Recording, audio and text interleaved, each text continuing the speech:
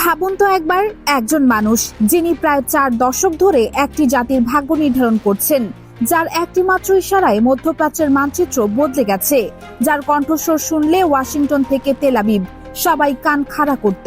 সেই মানুষটির শেষ যাত্রা কেন সাধারণ কোনো বিদায় হতে পারে না? কিন্তু আসল প্রশ্ন অন্য জায়গায়। মৃত্যুর পর 4 মাসেরও বেশি সময় কেটে গেছে, কিন্তু দাফন হয়নি। শরীর কোথায় ছিল? কেন এত দেরি? আর এই বিদায় অনুষ্ঠানকে ঘিরে কেন এমন এক নিরাপত্তা বলয় তৈরি করা হয়েছে, যা আধুনিক ইতিহাসে আগে কখনো দেখা যায়নি? আজকের এই বিশ্লেষণে আমরা শুধু খবর বলবো না, আমরা ঢুকবো সেই গভীরে যেখানে রাজনীতি, ধর্ম, ভূকৌশল আর মানবিক আবেগ এক অদ্ভুত জটিল সমীকরণে জড়িয়ে আছে। পুরো ভিডিওটা দেখুন, কারণ শেষের দিকে এমন কিছু তথ্য আছে যা আপনাকে সত্যিই চমকে দেবে। আয়াতুল্লাহ আলী খামেনিকে বুঝতে হলে আপনাকে আগে বুঝতে হবে ইরানের রাষ্ট্র কাঠামোর অনন্য চরিত্রটা। পৃথিবীর অধিকাংশ দেশে সরকার প্রধান বা রাষ্ট্রপ্রধানই চূড়ান্ত ক্ষমতার অধিকারী, কিন্তু ইরানের ব্যবস্থাটা সম্পূর্ণ ভিন্ন। এখানে সর্বোচ্চ নেতা বা রাহবার পদটি এমন একটি অবস্থান যেখানে ধর্মীয় কর্তৃত্ব আর রাজনৈতিক ক্ষমতা একসাথে মিশে যায়। প্রেসিডেন্ট আসেন, যান, কিন্তু রাহবার থাকেন স্থির, অটল সিদ্ধান্তের কেন্দ্রবিন্দুতে। 1989 সাল থেকে এই পদে ছিলেন খামেনি, 37 বছরেরও বেশি। এই সময়ের মধ্যে ইরান দেখেছে উপসাগরীয় যুদ্ধের ঢেউ, আমেরিকার নিষেধাজ্ঞার শ্বাসরোধ, পারমাণবিক কর্মসূচি নিয়ে বছরের পর বছর দর কষাকষি, সিরিয়ার গৃহযুদ্ধে সরাসরি হস্তক্ষেপ, ইরাকে প্রভাব বিস্তার এবং সর্বশেষ ইসরায়েলের সাথে সরাসরি সংঘর্ষের এক অভূতপূর্ব অধ্যায়। এই সবকিছুর কেন্দ্রে ছিলেন একজনই, খামেনি। তাই যখন এই বছরের ফেব্রুয়ারিতে তিনি চলে গেলেন, সেটা শুধু একজন ব্যক্তির মৃত্যু ছিল না, সেটা ছিল একটি পুরো যুগের সমাপ্তি, একটি আদর্শিক প্রকল্পের স্থপতির বিদায়। আর এই বিদায়ের ওজন এতটাই ভারী যে সেটাকে সামলাতে ইরানের লেগে গেছে 4 মাসেরও বেশি সময়। এটাই সবচেয়ে বড় প্রশ্ন। ইসলামী বিধানে মৃত্যুর পর যত তাড়াতাড়ি সম্ভব দাফন সম্পন্ন করার স্পষ্ট নির্দেশনা আছে, তাহলে একজন ইসলামী প্রজাতন্ত্রের সর্বোচ্চ ধর্মীয় নেতার ক্ষেত্রে কেন এই নিয়মের ব্যতিক্রম ঘটল? এর উত্তর লুকিয়ে আছে 3টি স্তরে। প্রথম স্তর, নিরাপত্তাজনিত বাস্তবতা। ফেব্রুয়ারির শেষ সপ্তাহে যখন ঘটনাটি ঘটে, তখন মধ্যপ্রাচ্য কার্যত একটি জ্বলন্ত আগ্নেয়গিরির মুখে দাঁড়িয়েছিল। ইরানের আকাশসীমা নিয়ে উদ্বেগ ছিল চরমে। এই পরিস্থিতিতে কোটি কোটি মানুষকে এক জায়গায় জড়ো করা মানে ছিল শত্রুপক্ষকে একটি সোনার থালায় টার্গেট সাজিয়ে দেওয়া। ইরানের সামরিক কৌশলবিদরা এই ঝুঁকি নিতে রাজি ছিলেন না। দ্বিতীয় স্তর, কূটনৈতিক জটিলতা। একটি বিষয় অনেকেই খেয়াল করেন না, এই ধরনের রাষ্ট্রীয় শেষকৃত্যে বিশ্ব নেতাদের আমন্ত্রণ, তাদের নিরাপত্তা নিশ্চিতকরণ, কূটনৈতিক প্রটোকল মেনে চলা, এসব কিছুর জন্য ব্যাপক প্রস্তুতি দরকার। যুদ্ধকালীন অবস্থায় সেটা অসম্ভব ছিল। যুদ্ধবিরতি এবং একটি আপেক্ষিক স্থিতিশীলতা তৈরি হওয়ার পরেই কেবল এই বিশাল আয়োজনের পথ খুলেছে। তৃতীয় স্তর, প্রযুক্তিগত প্রস্তুতি। অনেকের মনে প্রশ্ন জাগতে পারে, এতদিন মরদেহ কিভাবে সংরক্ষণ করা হলো? আধুনিক চিকিৎসা বিজ্ঞানে এম্বালমিং এবং ক্রায়োজেনিক সংরক্ষণ প্রযুক্তি এতটাই উন্নত যে নিয়ন্ত্রিত পরিবেশে দীর্ঘকাল পর্যন্ত মরদেহ সম্পূর্ণ অবিকৃত রাখা সম্ভব। বিশ্বের বিভিন্ন দেশের রাষ্ট্রনায়কদের ক্ষেত্রে এটি করা হয়েছে। ভিয়েতনামের হো চি মিন থেকে শুরু করে সোভিয়েত ইউনিয়নের লেনিন পর্যন্ত ইরানও একই পথ অনুসরণ করেছে। তবে তাদের উদ্দেশ্য ছিল স্থায়ী সংরক্ষণ নয়, বরং উপযুক্ত সময়ে যথাযোগ্য মর্যাদায় দাফন সম্পন্ন করা। ইরান সরকার যে সময়সূচি ঘোষণা করেছে সেটা নিজেই একটি ইতিহাস। এটা কোনো সাধারণ জানাজা নয়, এটা একটি জাতির সম্মিলিত শোকের প্রাতিষ্ঠানিক রূপ।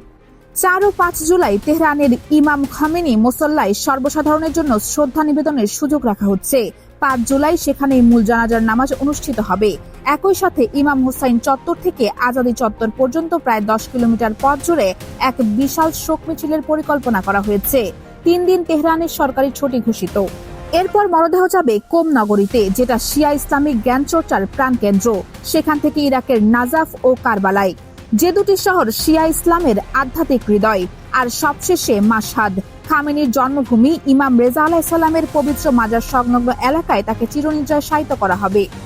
এই পুরো যাত্রাপথটা যদি আপনি মানচিত্রে দেখেন, তাহলে বুঝবেন এটা শুধু ভৌগোলিক পথ নয়, এটা আদর্শিক পথ। তেহরান থেকে কোম, রাজনীতি থেকে ধর্মতত্ত্বে; কোম থেকে নাজাফ, কারবালা, জাতীয় সীমানা ছাড়িয়ে সাম্প্রদায়িক ঐক্যের বার্তায়; আর কারবালা থেকে মাশহাদ, আত্মত্যাগের প্রতীক থেকে জন্মভূমিতে প্রত্যাবর্তন।